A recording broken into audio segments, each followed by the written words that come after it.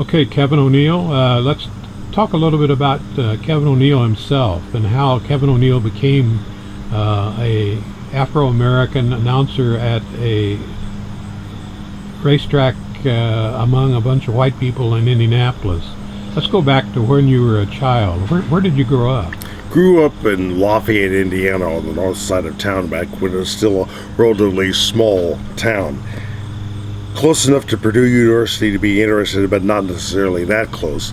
In a small black community, which were maybe 500 black people, with 2 black churches, and all gathered about one area around within the Wabash Railroad tracks. If you grow up into a small town, you can either become very used to what the all small town has, or you can become fascinated by what is outside of the world. Finding out that there was an outside world that had more to offer than just a little Lafayette had, especially moving into a larger town like Indianapolis a few years later, is possible to get an idea of exactly what was going to go on. I didn't reject the outside world, but for some reason, for various reasons, I ended up with a curiosity about what the outside world did offer. What did your parents do when you were growing up in Lafayette? My mother was a homemaker. She'd been a nursing assistant at one time for the hospital near which we lived. My father had various jobs at the Old Atlantic and the Pacific Tea Company grocery store in Lafayette, which he maintained as he went to Indianapolis. As far as what happened as for the outside world by being interested in it, it was everything from Disney movies and watching pro wrestling on TV and cartoons and watching various sporting events on TV, but especially the outside world was represented to be by Lafayette Jeff sports, including basketball and especially football, which is just a couple of blocks away. It may be that after being a rugrat that ran around football games and didn't understand anything about the sport that got my interest. And then there were relatives that would introduce me to what the black race was like through the major publications back in the days, Jet and Ebony, and taught me that things that black people were capable of doing for more than one thing. And fortunately, for better or worse, I ended up getting interests that other people didn't have. What age were you when your parents moved from Lafayette, Indiana to Indianapolis? I was 9 years old back in 1964, and that was about the same time that I started to show interest in auto racing. Just after I had met Roger Ward and was over the Indianapolis 500 and was cheering for Roger Ward back in 1965 when he wasn't able to make the Indianapolis 500 starting line. And I figured, well, there's got to be another driver that I can support. It just happened to be Jim Clark that won the race that year. Then you moved to Indianapolis when you were 9 years old, and you enrolled in a integrated school? In an integrated school. It was called DeWitt Morgan School number 86. It was several miles from where I lived. It was just down the street from Hinkle Fieldhouse and Butler University. It was a special class in which I was expected to do. There were only maybe 1 or 2 black students in the entire school, and especially in the classes that I was. So maybe I picked up the so-called white mannerisms from them, from being related with them more than was the other kids in the neighborhood. Was this the neighborhood school that you would normally have gone to? No. There was a neighborhood school a couple of blocks away from me that has now been demolished. It was a couple of blocks away, but it was decided that I needed to go to special classes, and so those classes were available only at this one school. So it's about 3 miles north of where I lived, just in the at the corner of 49th and Boulevard. How did the decision was made? Who made the decision you needed to go to a better school? It was a decision made by Lafayette school system and from people they contacted over at the Indianapolis Motor Public Schools, who found out that this opening was for these special classes for what they called at the time gifted children was possible. And so that was another way that I was able to see what the outside of the world had to offer. Was this on the basis of an IQ test that you might have taken some point along the line? Yes, at least I'm told it was. At least I was told that I tested out pretty good on that sort of thing, and was able to try to pick up things. I've forgotten a whole bunch of these lessons I learned. I took French classes in elementary school. I don't remember that much, but I do remember things like watching space missions on TV. Then take us then through the rest of your education. You were in what grade when you started at School 86? That would have been 5th grade, which I managed to go through what was junior high school before it was called middle school, then moved on from there to Shortridge High School, which was a turbulent years, and the school was going through a lot of changes. At that point, it was the first experience I had for journalism, because back in the days with the Shortridge Daily Exo was the only daily school newspaper in the country. I did a little work on that and managed to come up with pictures and stories, and also was interested in acting and singing. I gave up these acting and singing things when I found out that I wasn't necessarily great at that, but I did hold on to the newspaper idea. Then picked up after that for a broadcasting school in Columbus, Ohio, which got me to work my first radio station job over at WTLC Radio back in the 1970s. Got from there, from being a disc jockey, which I wasn't very good for, and I finally moved to the news department, where I managed to show some talent for that. Went on to another radio station, which was called Life Radio, and then over to public IBC Radio, where I moved into the news department, and got a chance from looking at those two places to hang around the Indianapolis Motor Speedway and cover things, and increased my interest in auto racing, and then led to gradually, parenthetically, to the work in the Indianapolis Speedrome. You were identified as a gifted child when you came from Lafayette to Indianapolis. Were there any concerns or any interest in going on to college as opposed to broadcasting school when you got out of Shortridge? If I had had a little more self-discipline, I probably would have been able to go on to college, but for various reasons that never happened. I never really applied for that, and then went to work at radio stations about a year or so after I had come to Indianapolis. Actually never did go to college for anything. I'm pretty much self-taught for everything that I do, as far as announcing, for sort of writing, as far as photography. I don't really have that much formal education, but I managed to pick up enough through experience and through finding out what form is necessary to make things work. Well, I understand you also had a job as a reporter at the Indianapolis Star. How did that enter into all these jobs that you had on radio? Well, after radio stations, I had been some successful with what was the news department at WTLC Radio, and finally the news department there gradually disappeared and finally was discontinued back in 1992. At that time, I had a couple of friends at the Indianapolis News, which has been discontinued there, and they were able to talk to the editor and various people and tell them that they thought that I was going to be possibly a useful newspaper reporter. So I had to pick up newspaper reporting and that particular writing style all by myself and figure it out over the next couple of months. As it turns out, the first week or so that I was in the Indianapolis News back in September of 1992, I managed to come up with my first front page stories. That was the infamous plane crash over Greenville that killed a number of civic leaders. I had to go to cover that, and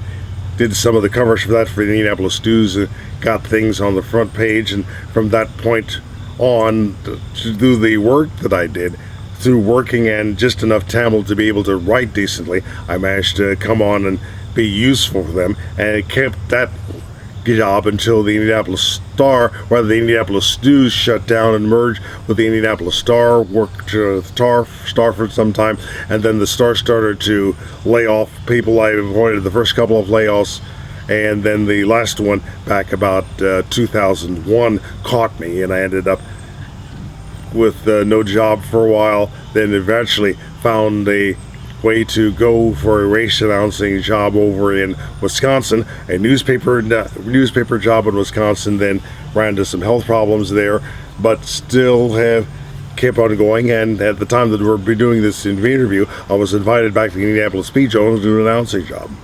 So you came back home, and the people at the Speedrome remembered you?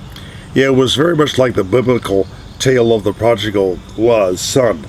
Everybody that I bumped into said that they were glad to see me. I had managed to maintain such a positive impact of what I did as far as the announcing and the respect and the enthusiasm and the knowledge of being able to do that, that they actually liked seeing me. What happened, the reason that developed was not only the announcing that I did, but also that I always before the racing would show up early and then talk to all the drivers and all the competitors in the pits and got to know them personally. And certainly the more that you respect people and the more that you know people personally, they will respect you that much more. Well, the return is, we're doing this interview on September 11th, 2016. So a lot of time has passed then that period of time since you began as an announcer at the Speedrome in 1982. Do you think perhaps that the ability to adjust to the Speedrome and adjust to the world that you've been involved in that period of time, whether as a reporter, as a newspaper reporter, or as a radio reporter, you think maybe the intelligence factor is the key to that? The fact that you were a little bit brighter than the people around you? The easy cliche to explain thing is that the only thing that stays the same is change. I've managed to have various careers and sub-careers in radio, online, even a little bit of television work, more sportscasting on radio, even a couple of live football games, and then photography, and then newspaper work, and there's always something to do, and the ability to maintain and learn quickly and to interpret things on the fly have always been what I consider to be my strong point.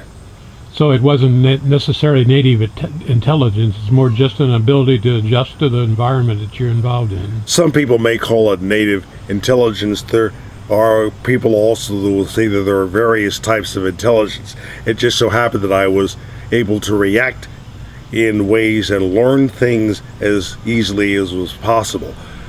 There are people who sometimes have a way to learn how to work with their hands, to work with various materials. I was lucky enough to have a way to work with my mind.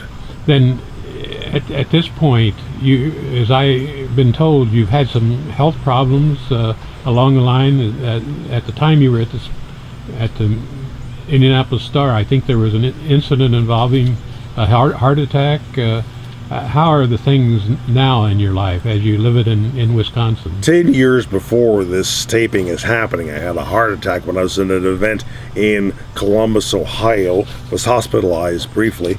Like a fool, I drove myself back to Indianapolis. A couple of days later, I collapsed on a street corner, which explains this chipped tooth, and then woke up in the hospital a few days later after having double bypass surgery. After that, I had various other hospitalizations for various things, from edema and things like that. Had a couple of strokes, and every time I have managed to be able to come back cleanly. I've been lucky in that I have reasonably good health at 61 years old age, but it's just more ahead.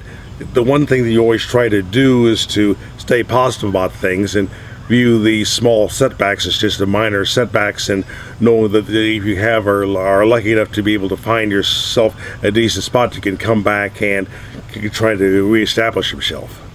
So we knew you at the Speedrome as Kevin O'Neill. You're not Kevin O'Neill, you're Kevin Lilliard. Well, the name came back in the radio days when it was not unusual for people to have assumed name.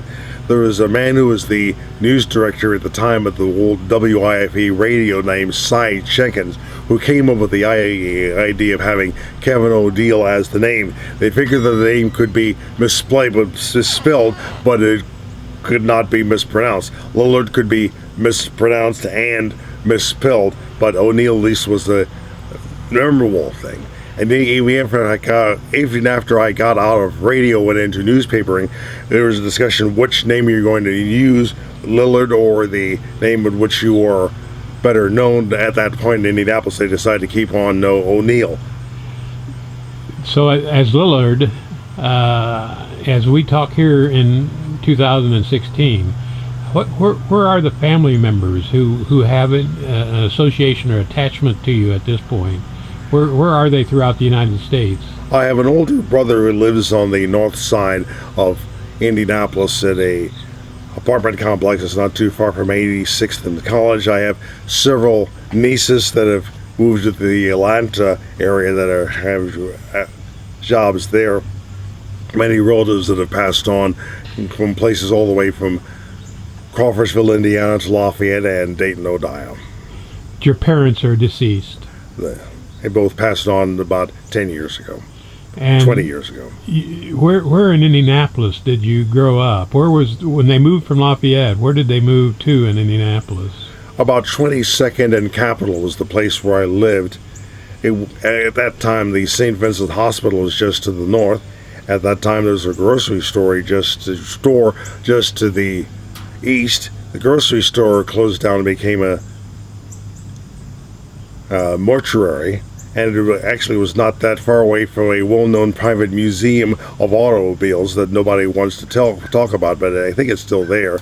And the neighborhood to a certain degree has gone downhill, but that was home for me at that time, and it was a decent place to live up, especially when you had parents who were very supportive. Even at that point, when you moved to Indianapolis, was that area on Capitol Avenue a ghetto? Was it a black area? It has always been a black neighborhood, and I was there.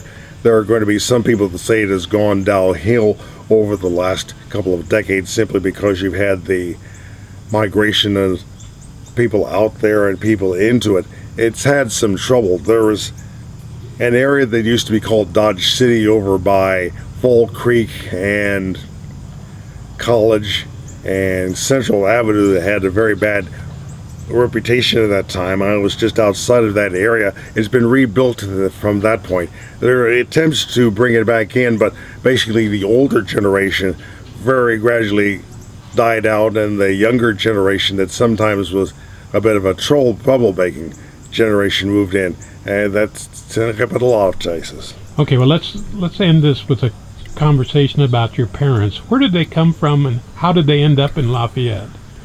My parents, one side of the family comes from Kentucky, one side of the family comes from Tennessee.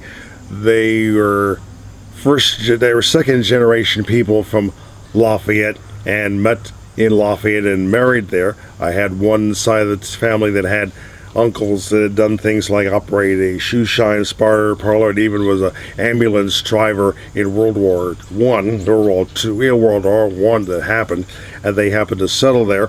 The mother was in the Methodist church, the father was in the Baptist church, and we had various people that we had to watch as far as the parsonages for both of those churches, and he managed to make sure that I was insulated from some of the worst parts of the world and exposed to some of the best part of the world. Well, that's sort of a natural question for anyone who is an Afro-American. How do you trace your roots back to the days of slavery in the United States? Do you have any connections back to that? That's one thing that I have never been really curious as far as trace that far back. I never had the chance to be aware of that sort of thing, or at least to have the curiosity to trace that sort of thing. I've been told that I may have one or two white great parents or things like that, so that but that's nothing to worry about. That's nothing to be interested. It's part of being the black experience, the small town black experience in the 1960s. That's major roots in what I had to do. Thank you, Kevin.